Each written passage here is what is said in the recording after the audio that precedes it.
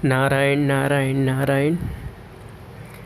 माताओं बहनों से जुड़ी आज एक समस्या देखने में आती है, स्तन कैंसर। स्तन कैंसर आजकल बहुत तेज़ी से फैलने वाला रोग है। स्त्रियों का एक बहुत ही ज़्यादा कष्टदायक रोग होता है। इस रोग के कारण स्त्री के स्तनों में बहुत तेज़ दर्द होता है तथा स्तनों से पीप निकलने लगती है। 20 साल से कम उम्र की लड़कियों को ये रोग बहुत ही कम होता है। इस रोग के हो जाने पर स्तन सख्त एवं अनियमित आकार की गांठ के रूप में हो जाते हैं, जिन्हें छूने पर बहुत तेज़ दर्द होने लगता है। इस प्रकार की गांठ स्तनों के किसी भी भाग में उभर आती है। जब इस रोग की शुरुआत होती है तो ये गांठ इधर उधर सरकती भी रहती है। जब स्तनों में होने वाली गांठ बड़ी हो जाती है तो यह अपने ऊपर की त्वचा को अंदर की ओर खींच लेती है, जिसके कारण स्तन के अंदर की ओर एक गड्ढा जैसा बन जाता है। यह गड्ढा दूध का संचार करने वाली नालिकाओं को प्रभावित करता है, जिसके कारण वह सिकुड़ जाती हैं और निपल चिपक जाते हैं। जैसे जैसे गांठ बड़ी होती जाती है वैसे वैसे स्तन की ऊपर की त्वचा भी चिपक जाती है, जिसके कारण स्तन की त्वचा में जलन होने लगती है। कुछ दिनों में इस गांठ के अंदर पीप बनने लगती है। जब स्त्री के निपलों को दबाते हैं तो उसमें पीप के समान दूध निकलने लगता है। यह गांठ बढ़ते बढ़ते स्त्रियों के बगलों में पाई जाने वाली लसिका ग्रंथियों तक भी फैल सकती है। इस रोग की शुरुआत होती है तो उस समय इसका उपचार करना बहुत ज़रूरी होता है। इस रोग को बढ़ने से ना रोका जाए तो पूरा शरीर प्रभावित हो सकता है। कारण जब स्तन में गांठ बन जाती है तो सबसे पहले यह पता लगाना चाहिए कि कैंसर होने की आशंका काफ़ी हद तक वातावरण और जीवन शैली पर निर्भर करती है। स्त्रियों को यह रोग भोजन की एलर्जी के कारण भी हो सकता है। इस रोग के होने में आनुवांशिकता भी एक मुख्य भूमिका अदा करती है। स्तन में कैंसर रोग के लिए गर्भ निरोधक गोलियां और जीवन परिवर्तन लक्षणों के उपचार के लिए दी जाने वाली HRT को जिम्मेदार माना जाता है। कोई भी स्त्री जितनी जल्दी मां बन जाती है उसको स्तन कैंसर होने की आशंका लगभग उतनी ही कम होती है। महिलाओं को गर्भाधान की कई समस्याओं का सामना करना पड़ता है। इसमें किसी तरह की कोई गलती या गड़बड़ी हो तो वह भी कैंसर का कारण बन सकती है। मासिक धर्म में होने वाली देरी, अनियमित अधिकता, महीने में 2 बार, समय से पहले या बाद में होना, बेहद रक्त बहना, रक्त के साथ कुछ और भी उतरना, स्वच्छता ना रख पाना, पीड़ा आदि बने रहना, ऐसी कोई भी बात कैंसर का कारण बन सकती है। ऐसी महिलाओं की प्रकृति, शरीर, ऋतु की आवश्यकता के विरुद्ध आहार करना भी इस कैंसर जैसे नामुराद रोग को जन्म दे सकता है। अपनी फिगर में कमी न आए, शरीर की बनावट व सुंदरता का जरा भी ह्रास ना हो, इस विचार से जो जच्चा अपने बच्चे को स्तनों का दूध नहीं पिलाती, वे बच्चे के भविष्य को अंधकारमय तो करती ही हैं, अपने लिए स्तन कैंसर जैसा रोग पाल लेती हैं। यदि कोई महिला भी इस प्रकार का खान पान, नशीले पदार्थों का सेवन करे तो उसे भी यह रोग हो सकता है। अगर स्त्री के परिवार आदि में पहले किसी को स्तन कैंसर हुआ हो तो उसे भी इस रोग होने की संभावना होती है। ज़्यादा शराब के सेवन से स्त्रियों में स्तनों के कैंसर का रोग देखा गया है। बांझपन की शिकार स्त्रियों में 40 साल की उम्र के बाद यह रोग होने के आसार बढ़ जाते हैं।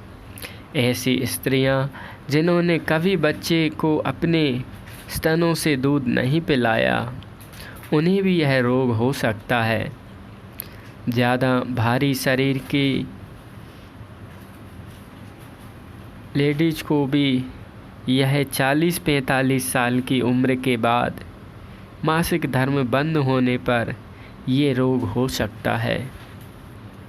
अगर स्त्री को मासिक स्राव के साथ दर्द कम होता है या बढ़ जाता है तो ये फाइब्रोएडेनोसिस हो सकता है। फाइब्रोएडेनोसिस हो सकता है।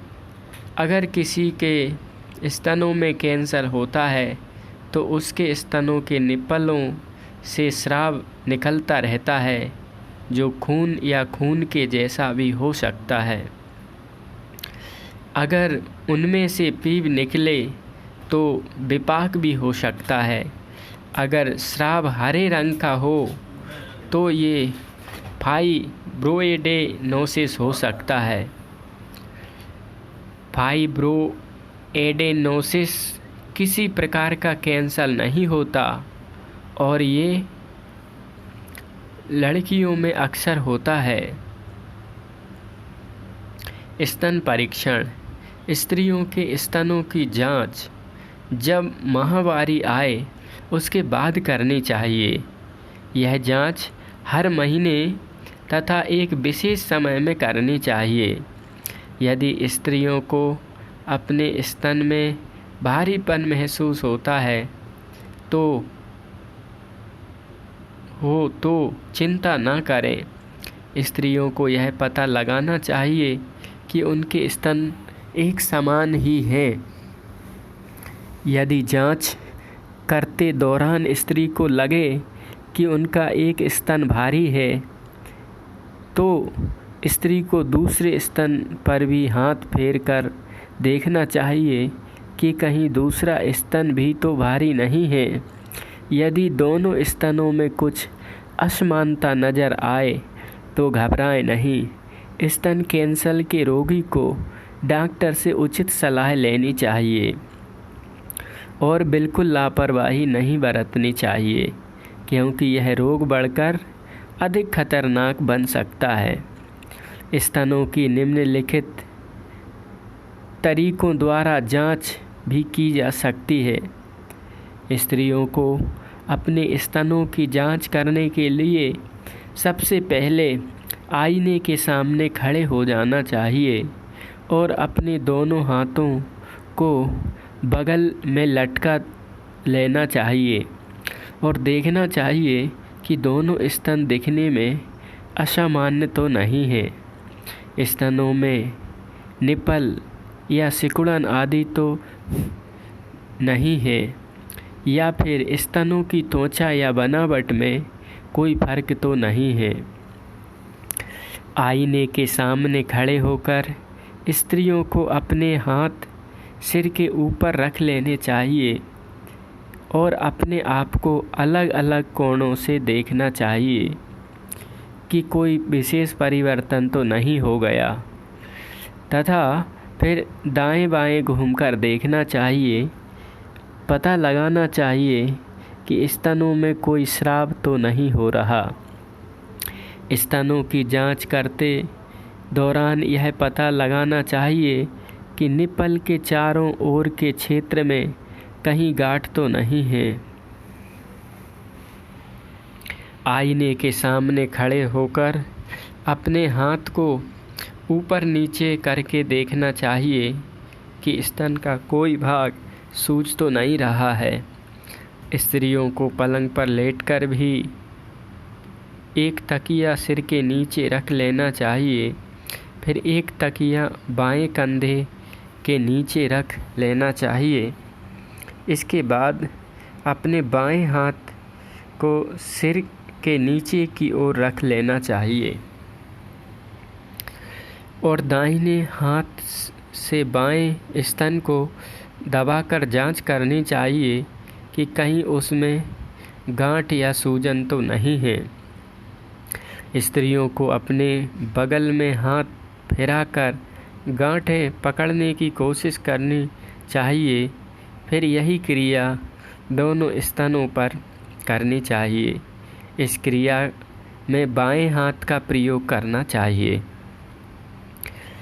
स्तनों की जांच स्त्रियों को 1 महीने में कम से कम 15 मिनट स्तनों की जांच के लिए समय निकालना चाहिए।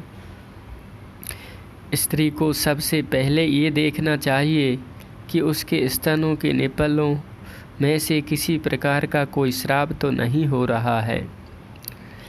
स्त्री अपने दोनों हाथों को ऊपर उठा ले।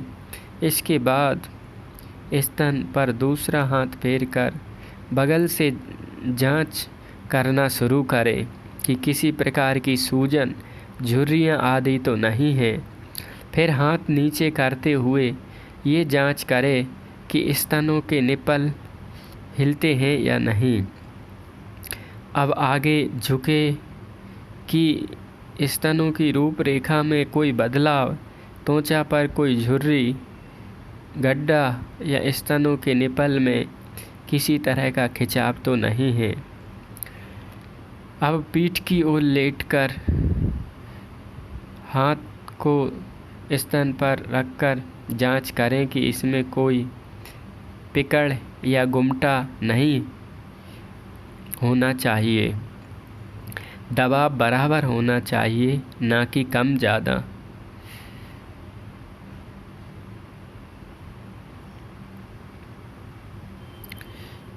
निप्पलों की जांच अगर स्त्री के कैंसल होता है तो उसके स्तन का निप्पल अंदर की ओर धंस जाता है और उस पर जख्म सा बन जाता है। स्तन की त्वचा का कैंसर होने पर उसकी त्वचा पर गड्ढा बन जाता है, अंदर की ओर खिंच जाती है तथा रंग बदलकर नारंगी सा हो जाता है। भुजा स्तन का कैंसर ज़्यादातर स्तन के ऊपरी या बाहरी भाग में ही होता है। पिक्कड़ अक्सर नाप और आकार में एक जैसे नहीं होते। अगर एक जैसे होते तो रोगी स्त्री को फाइब्रोएडेनोमा होने की संभावना बढ़ जाती। स्तनों को कैंसर होने पर पिक्कड़ सख्त होता है, इधर उधर नहीं घूमता। जानकारी: अगर स्त्री को स्तनों की जांच के दौरान किसी प्रकार की सूजन या पिक्कड़ होने का शक होता है तो उसे चिकित्सक से संपर्क करना चाहिए, क्योंकि उसी समय इलाज करवाने से ये बिल्कुल ठीक हो सकते हैं। 22 से 25 साल की उम्र में शादी या बच्चे को जन्म देने से स्तनों का कैंसर होने की संभावना कम हो जाती है। स्त्री को बच्चे को नियमित रूप से अपना दूध पिलाने से भी स्तनों का कैंसर होने के आसार ना के बराबर रहते हैं। एक्यूप्रेशर चिकित्सा के द्वारा स्त्रियों के स्तन का कैंसर का उपचार। जब किसी स्त्री के स्तनों में गांठ सी बनी हुई दिखाई देती है तो तुरंत जांच करनी चाहिए। यह गांठ खतरनाक तो नहीं है, यदि ज़्यादा खतरनाक हो तो भी इलाज किया जा सकता है। एक्यूप्रेशर चिकित्सा प्रतिबंध बिंदु पर दबाव डालकर एक्यूप्रेशर चिकित्सा द्वारा भी लाभ लेना चाहिए।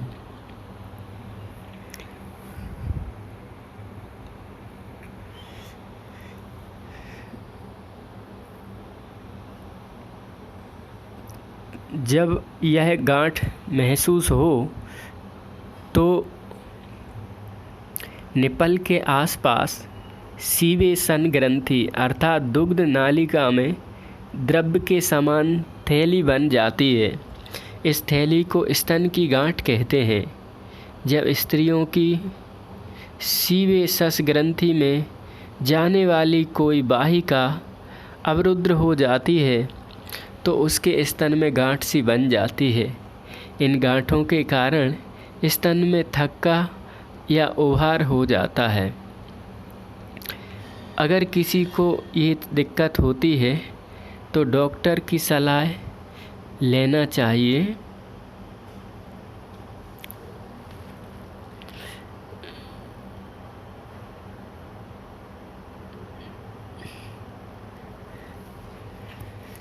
इसके अलावा प्राकृतिक चिकित्सा से भी उपचार ले सकते हैं। ऐसे में स्त्री को कम से कम 1 महीने तक फलों का रस पीकर उपवास करना चाहिए। अनार जिसमें बहुत लाभदायक है, और बीट ग्रास, गेहूं के ज्वारों का रस या जवा के ज्वारे का रस भी लेना चाहिए। गुनगुने पानी से एनिमा क्रिया करके अपने पेट को साफ रखना चाहिए,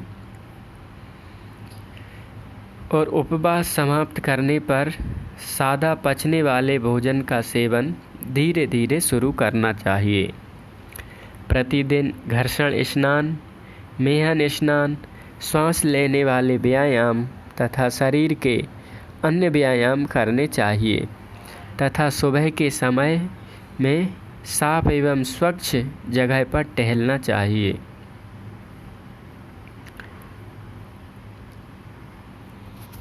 तो इससे भी फ़ायदा हो सकता है। गेहूं के ज्वारों का और अनार का सेवन, गौमूत्र का सेवन, हल्दी का सेवन बड़ा हितकारी साबित होता है। नारायण नारायण नारायण नारायण। पपीते के पत्ता की चाय भी इसमें लाभ करती। इसकी सलाह लेकर सोच समझकर अपनी प्रकृति और ऋतु को देखकर उपचार से लाभ लेना चाहिए। बेकिंग सोडा जो रसोई घर में दाल बाटी में डाला जाता है, उसमें कैंसर से लड़ने की प्रॉपर्टी बहुत पाई गई है। तो बेकिंग सोडा कुछ हफ्ता लेने से ही असर महसूस होगा। पीपल के पत्तों, पपीता के पत्तों की चाय भी लाभ करती है, पर बेकिंग सोडा वैज्ञानिक रिपोर्ट के अनुसार भी ट्यूमर, गांठ, कैंसर में लाभकारी पाया गया है। तो अपनी ऋतु प्रकृति अनुसार सलाह से लाभ लें।